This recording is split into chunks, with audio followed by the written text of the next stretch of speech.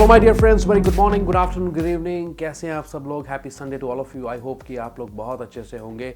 एक और वीडियो आपके सामने मलेशिया के रिलेटेड क्या डेवलपमेंट्स हुई हैं इस हफ्ते हम इस वीडियो में कवर करने जा रहे हैं और थोड़ी सी रिवीजन कर लेंगे प्रोसेस की कि इस वक्त क्या हालात बने और कैसे लोग एंटर कर सकते हैं मलेशिया, कौन लोग कर सकते हैं मलेशिया एंटर। एनीवेज, इस वीडियो को स्टार्ट करने से पहले please like this video and also subscribe to my YouTube channel the wandering man abroad, क्योंकि इस किस्म के अपडेट्स, ट्रैवल अपडेट्स आपको इस चैनल से देखने और सुनने को मिलते रहेंगे। Okay, let's start the video. तो चलिए इस हफ्ते का अपडेट शुरू करते हैं और सबसे पहली चीज़ जो है वो है मलेशियन इनबाउंड टूरिज्म एसोसिएशन के जो प्रेसिडेंट हैं, उन्होंने गवर्नमेंट से अपील की है कि कंट्री को इंटरनेशनल टूरिस्ट के लिए जल्दी से जल्दी खोला जाए। काफ़ी कंट्रीज़ ऑलरेडी इस रीजन में, साउथ ईस्ट एशियन रीजन में खुल चुकी हैं, जैसे कि Philippines now, Indonesia now, Thailand is already open. और अगर आप इंडियन सब कॉन्टिनेंट को भी देखें तो श्रीलंका, मालदीव्स वगैरह जो है टूरिज़्म के लिए, इनफैक्ट इंडिया भी खुला है टूरिज़्म के लिए। तो वो मार्केट को कैप्चर नहीं कर पाएंगे इस तरीके से अगर ऑलरेडी और कंट्रीज़ खुल गई और उन्होंने मार्केट जो है कैप्चर कर ली है।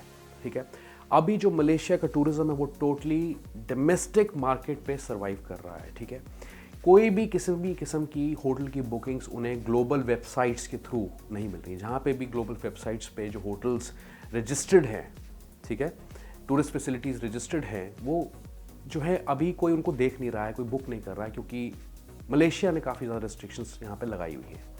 यहाँ पे मलेशिया की गवर्नमेंट और जो एक्स टूरिज़्म बोर्ड के प्रेसिडेंट हैं उनका भी एक काउंटर आर्ग्यूमेंट है।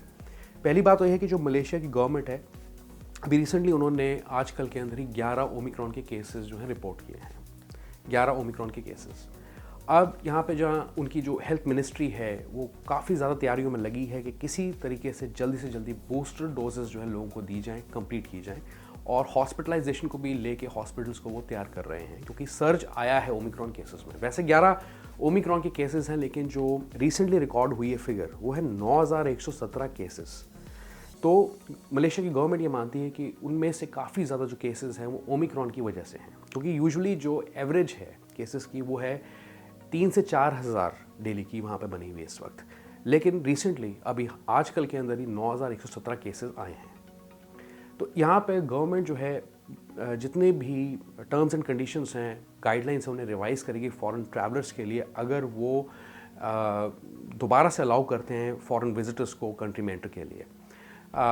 यहाँ पे उनका मानना है गवर्नमेंट का कि जितने भी केसेस आए हैं अभी तक कंट्री में वो इम्पोर्टेड केसेस हैं और वो सिंपली जो रिस्ट्रिक्शंस हैं हटा नहीं सकते। हालांकि जो टूरिज़्म बोर्ड के जो करंट प्रेसिडेंट है उनका ये कहना है कि रिस्ट्रिक्शंस बिल्कुल कम कर दी जाएं कंट्री के अंदर इंटरनेशनल ट्रैवलर्स के लिए। तो पर गवर्नमेंट का ये मानना ये है कि रिस्ट्रिक्शंस को ज़्यादा कम नहीं किया जा सकता, क्योंकि केसेस जो हैं सारे इम्पोर्टेड हैं। यहाँ पे अभी आपको पता है कि चाइनीज़ न्यू ईयर चल रहा है, तो उसको सामने रखते हुए गवर्नमेंट ने कोविड-19 की रिस्ट्रिक्शंस जो हैं कंट्री में कम की हैं, ताकि लोग सेलिब्रेट कर सकें। It's a festive time there actually. तो 14-15 दिनों के लिए जो रिस्ट्रिक्शंस कम है, ट्रैवलिंग पे भी रिस्ट्रिक्शंस कम रखी हैं इन्होंने।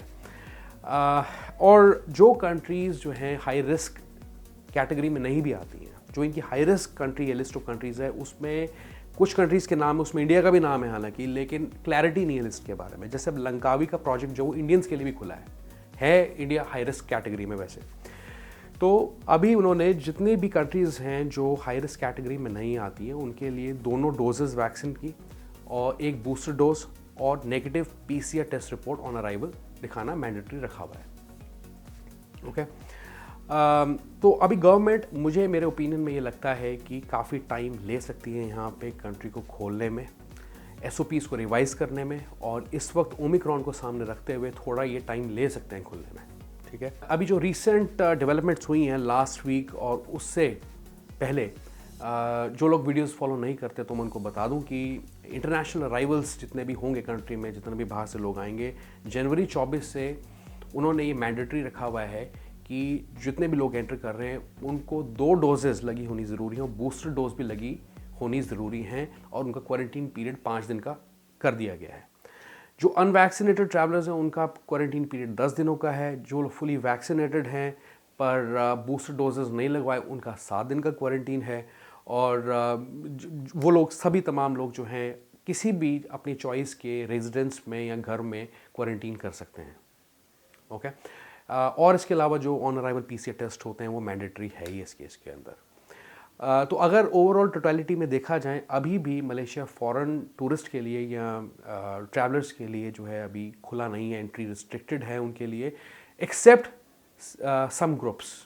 वो कौन सी लोग हैं जिन्हें एक्सेप्शन मिली हुई है, दोबारा रिवाइज करता हूँ, जैसे कि रेजिडेंट डिप्लोमेट्स हो गए, फॉरेन स्पाउसेस हो गए, dependents of Malaysian citizens, long term pass holders, workers, ठीक है, जो काफ़ी एसेंशियल में इंडस्ट्रीज़ में काम करते हैं वहाँ पे, और उनके डिपेंडेंट्स, इन सबको भी जो है PCR रिपोर्ट दिखानी है ऑन अराइवल 48 आवर्स की वैलिडिटी की होनी चाहिए।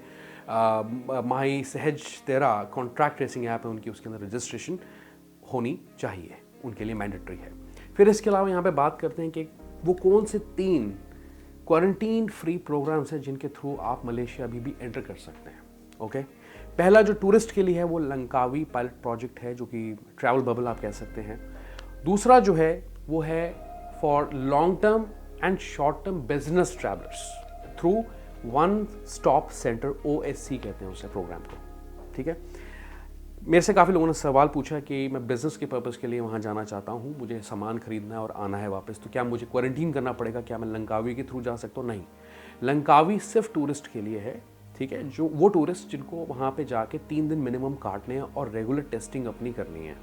और अगर वो और प्रोविंसेस में मलेशिया में ट्रैवल करना चाहते हैं, थ्रू आउट मलेशिया में ट्रैवल करना चाहते हैं, तो 7 दिन उनको वहाँ लंकावी में काटने पड़ेंगे विदाउट क्वारंटीन। ओके, लेकिन रहना लंकावी में पड़ेगा, चाहे आप 3 दिन के लिए रहें, चाहे आप 7 दिन के लिए रहें। तो हम बात कर रहे हैं यहाँ पे वन स्टॉप सेंटर की, मैं आपको आगे एक्सप्लेन करता हूँ थोड़ा सा। और तीसरा जो क्वारंटीन फ्री प्रोग्राम है वो है सिंगापुर मलेशिया VTL लेन, ठीक है। अब जो फुली वैक्सीनेटेड हैं लोग, बिजनेस ट्रैवलर्स, शॉर्ट टर्म के लिए जाना चाहते हैं या लॉन्ग टर्म के लिए जाना चाहते हैं, तो जो शॉर्ट टर्म के लिए जाएंगे उनके लिए 14 दिन का मैक्सिमम स्टे वहाँ कंट्री में हो सकता है, और उनको वहाँ पे एक्सेप्शन मिल सकती है क्वारंटीन से। पर जो लोग Malaysia long term business purpose के लिए जाना चाहते हैं, उनके लिए गवर्नमेंट जो है क्वारंटीन मैंडेटरी रखेगी, लेकिन उनकी रिक्वायरमेंट्स को स्पेसिफिक हो सकती हैं, ठीक है।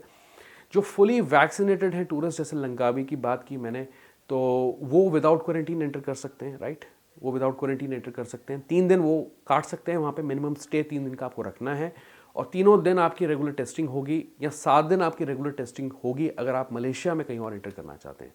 फिर जितने फुली वैक्सीनेटेड पैसेंजर्स हैं जो सिंगापुर में हैं पिछले 14 दिनों से, ठीक है, उनको प्रूफ दिखाना है कि वो पिछले 14 दिनों के अंदर सिंगापुर में ही थे, वो मलेशिया एंटर कर सकते हैं वाई VTL अरेंजमेंट, ठीक है। VTL की जो टिकट की सेल्स है शुरू हो गई हैं, people can make entry by land और बाय एयर, ठीक है। और ये जो थी पीछे रोक दी गई थी जैसे आपको पता है, लेकिन अभी जनवरी 21 को दोबारा शुरू किया गया है, ठीक है। I will actually make a separate video on Malaysia Singapore VTL। कितने लोग चाहते हैं वो वीडियो बनानी चाहिए, तो प्लीज़ कमेंट में ज़रूर उसके बारे में बताएं ताकि मुझे पता लगे, ठीक है। इसके अलावा जितने भी लोग साबा में एंटर करना चाहते हैं उनके लिए कोविड-19 का टेस्ट जो है मैंडेटरी है, ठीक है। और 14 दिन का जो क्वारंटीन है वो अभी भी एप्लीकेबल है लोगों पे। अगर मैं साबा की बात करूँ यहाँ पे, जितने भी सिंगापुर सिटीजन्स हैं जो परमानेंट रेजिडेंट्स हैं, जिनके पास लॉन्ग टर्म सोशल विजिट पास है, या वो जस्ट कह सकते हैं कि सिंगापुरियन परमानेंट रेजिडेंट्स हैं, वो मलेशिया एंटर कर सकते हैं अंडर पीरियोडिक कम्यूटिंग अरेंजमेंट, जिसे कहा जाता है PCA, ठीक है। और इसके अंदर क्या है कि आपको मिनिमम स्टे मिलता है 3 महीने का। अब इसके बारे में बहुत ज़्यादा क्लैरिटी नहीं है मेरे को, बट मेरे को जो पता है मैं आपको बता रहा हूँ। अब जो ट्रैवलर्स हैं PCA के अंदर जो ट्रैवल करेंगे सिंगापुर से Malaysia, they are subject to quarantine and that is determined by the relevant authorities of the immigration, ठीक है। और अगर ट्रांजिट की बात की जाए तो ट्रांजिट फॉरेनर्स के लिए अलाउड है थ्रू मलेशियन एयरपोर्ट्स। तो अगर आप इंडोनेशिया जाना चाहते हैं फॉर दैट मैटर, काफ़ी लोगों के लिए इंडोनेशिया जाने के लिए जो कनेक्टिंग फ़्लाइट्स हैं यूजुअली कुआलालंपुर से जाती हैं, तो आप जा सकते हैं, अगर आपको फ़्लाइट्स मिलती हैं आप बुक कर सकते हैं अगर आप ट्रांजिट करने लगे हैं, ठीक है। तो कुछ ये थे अपडेट्स इस हफ्ते के लिए। कुछ और नई चीज़ें पता लगती हैं, कोई और नई न्यूज़ आती तो मैं डेफिनेटली आप लोगों के साथ शेयर करूँगा। Alright, thank you so much guys for watching this video. कैसी लगी बताएं, give it a thumbs up and also subscribe to this YouTube channel. मिलता हूँ अगली वीडियो में, अपना बहुत अच्छे से ख्याल रखें।